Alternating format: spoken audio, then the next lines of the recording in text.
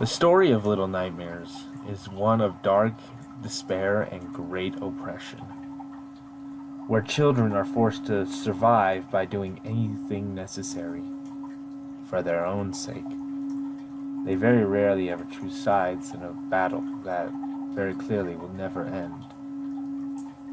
This is the story of Little Nightmares, as it is told, in my opinion, and how I believe the events took place.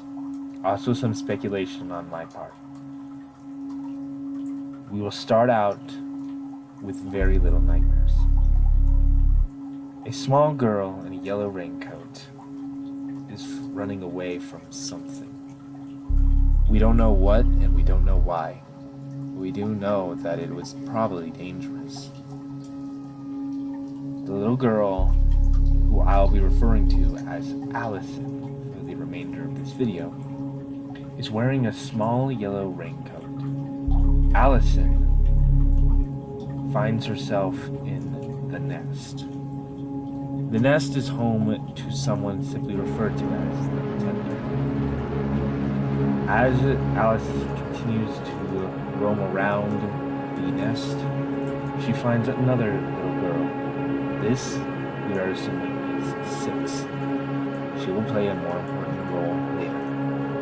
But Allison continues to go around the nest, trying to find a way to escape, dodging different creatures known as the Butler, Grasper, who had decided to take up taxidermy as part of his craft, stuffing children with high-flying dolls from the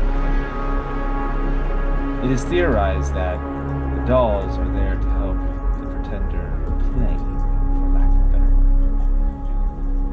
As Allison continues to find her way throughout the nest, she eventually finds a cliff overlooking the sea. Allison then decides to try and maybe communicate with the Pretender. It goes as poorly as you expect. Allison is assumed dead after falling into the ocean alongside the Pretender, who also is assumed dead. 6, while helping and hindering Allison's progress throughout the nest, decides to take up the raincoat, most likely as a token or a trophy. It's hard to say really what 6 was thinking. But after making a small raft for herself, she takes the raincoat and leaves. We now enter Little Nightmares 2. The Little Nightmares 2 story begins with Mono, after having a dream, like coma, most likely, of a hallway with a door, with an eye in the center of it. Mono searches the forest for something. He doesn't know what, though. Mono eventually finds 6 locked in a house, playing music box. This is disturbing on so many fronts, mainly because what happened to her? How did she get here? There are plenty of theories, but none confirmed. Mono helps free 6 from the hunter's hut and escapes the woods, eventually arriving at the Pale City. When they arrived, they were greeted by an empty city. It was most likely packed at times. The citizens probably were on their way to work or on their way home, depending on their shift. But nowadays, it's a ghost town. There is nothing there in the Pale City. There is nothing there that is salvation. There is only rot, decay, and the signal tower run by a entity known as the Thin Man. The Thin Man is some sort of ghost-like apparition. It is quite terrifying to see how this creature reacts, glitching in and out of reality, traveling in short distances, even shorter times, But that is how this world works. The signal tower seems to control reality around it. We will get back to this later. Mono and Six eventually make their way to a schoolhouse. Mono and Six are separated again by bullies there. The bullies decide that they are going to torture Six and then kill her if need be. Mono decides to find Six and save his friend. We are not 100% certain why Mono cares so deeply for Six. In my opinion, in a way, Mono has become Six's big brother and is more concerned about her safety than his own. This will be important later when we discuss the implications of the ending. To understand this, Mono decides to continue after escaping the clutches of a teacher who has an elongated neck and is able to travel great distances. He discovers a hospital, or as it's more referred to, the surgeon's laboratory. For the surgeon is a sick and twisted man who likes to create amalgamations of his patients. There is nothing there for him except death. As Mono continues to go around the different mannequins and the patients there that have been tormented and suffered for years, most likely, he eventually comes across the surgeon, a creature that hangs from the ceiling and is able to make a different way of showing what it means to get eyes. Mono eventually decides to cut the life support off of a person. This will be important later for speculation. After escaping the doctor, Mono and Six continue on their way until they come across the residents. People who are quite literally glued to their televisions due to the signal tower's influence. It is not a simple task to justify these actions, but it is quite simple to understand that whatever is in the signal tower is the very reason why the signal tower exists. Now, we do need to understand a few things before moving on. The residents seem to have misshapen faces, but they seem to still be somewhat human. They have human desires. They die like humans. And they even have human despair, throwing themselves off of buildings to escape possibly a signal tower's worse fate. We will continue these speculations later. Then we continue on our way, making our way throughout the Pale City, trying to find some answer. Until we find a TV. This TV is quite rare. Mono is able to glimpse into the TV. He has done so several times, each time getting closer and closer to that door at the very beginning of the story. Eventually he opens it, revealing the Thin Man. The Thin Man then chases the couple until Six is trapped and is taken prisoner by the Thin Man. Mono finds a remote and then decides to go and save his little sister. Traveling through TVs, escaping the residents and continuing on his path, he eventually comes face to face with the Thin Man. The Thin Man seems to be reaching out to Mono, and Mono eventually bests him in combat. Mono ascends the signal tower, not being able to find a trace of Six until he comes across a ghoulish, large, and dangerous version of Six. This creature that was once his little sister now towers over him and then some. Mono discovers that a music box, something that Six seems to be holding very closely, is the source of her torment. Six is bested by Mono, reverting her back to her normal state, and the signal tower finally decides to stop playing games and decides to consume the pair. Mono and Six eventually run as fast as they can throughout the city and then find their way to the bridge.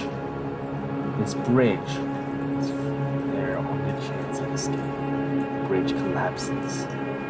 Mono takes a leap and Six catches him.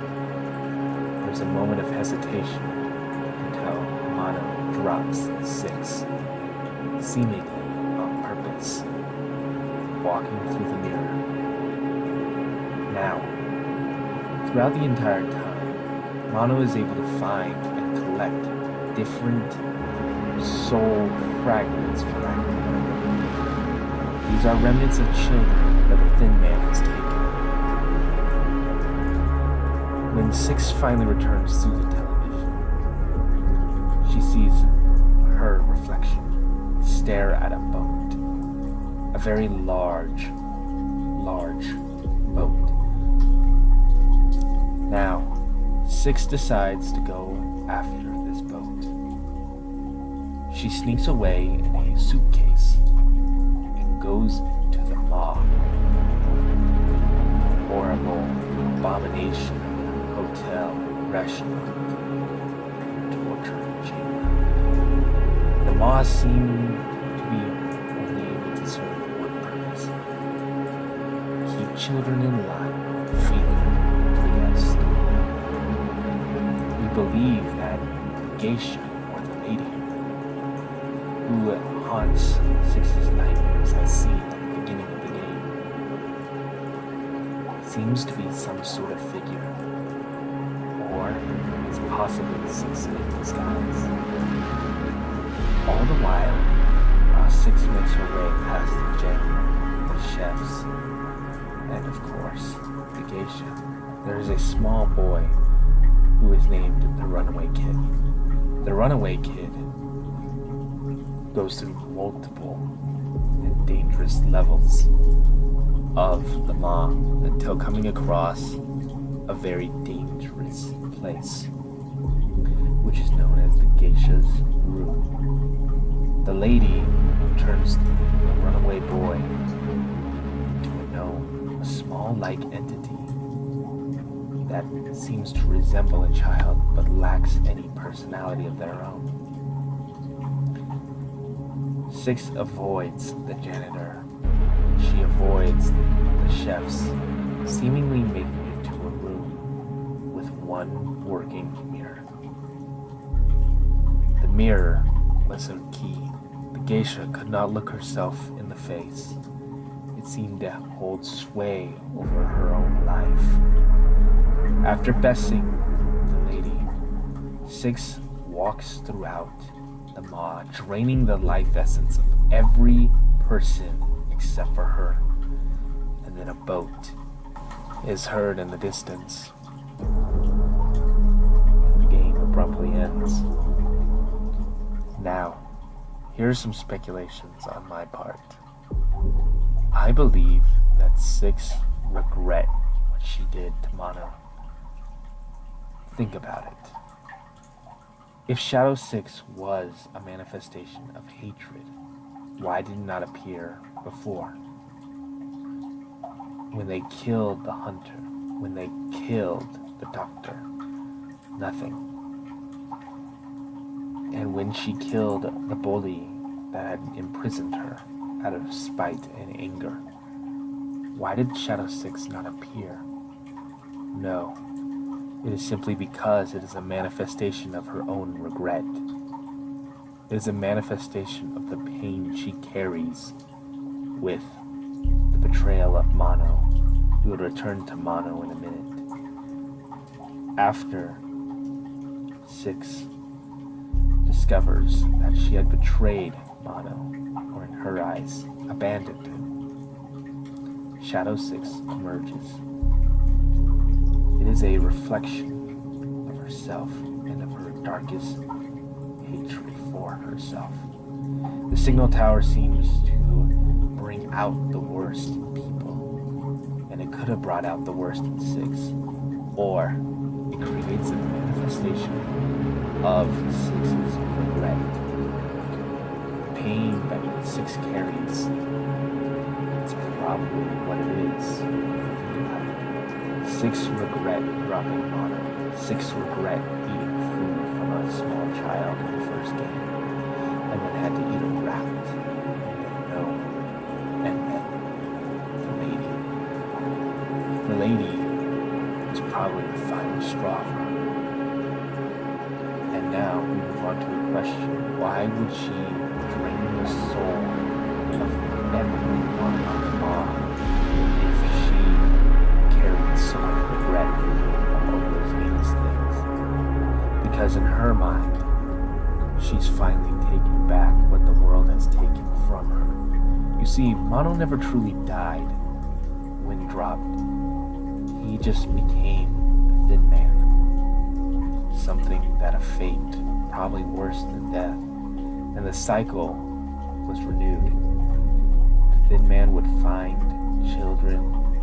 Eventually, a person like Mono from another timeline, would take his place. The cycle would continue over and over and over again. But this act that 6 had committed, the ability to kill herself in a sense, because again, it is believed that the lady and 6 are one and the same. There is not a lot of solid evidence to suggest such a thing. It is just believed that this is a never-ending loop. What if 6 is fucking broke? She is angry at the world that keeps taking things from her. Mono was just the last straw. She didn't travel to the mob because Shadow 6 told her to. It was more so she went to the mob because she knew that's where power was. And she wanted to make the world suffer like she had suffered, losing her big brother, Mono, and then ultimately being subjected to horrific nightmares.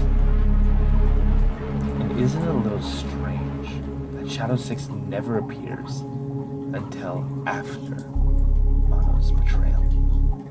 And the way that 6 and Mono were just sitting there for a minute. After dropping Mono, 6 seems to take her time. Like she was still thinking if she was doing what was right rather than what she knew was right. She could have saved Mono, but ultimately chose not to. Now this could have been anything from she is trying to save her but she lacks strength, or Mono has told her to, or Mono is a Thin Man and so 6 trying to find a way to break the curse to bring back her big brother. It's hard to say what is really the case with Mono and 6. It is truly believed that Mono and 6 are the Thin Man and the lady respectively. But in my opinion, if another game does come out, or if DLC emerges, my theory is that 6 is going to break this cycle and destroy the lady once and for all, killing her, and then going to the signal tower and destroying it, freeing her big brother, and then after the dust has settled, finding Mono without his paper bag over his head and giving him a hug, the big brother that she knew and loved deeply. That is the end of this theory. I am glad that you guys sticked around to enjoy it. If you guys did enjoy, hit that like and that subscribe and hit the bell for notification to be notified of any future videos. Thank you. Have a good one.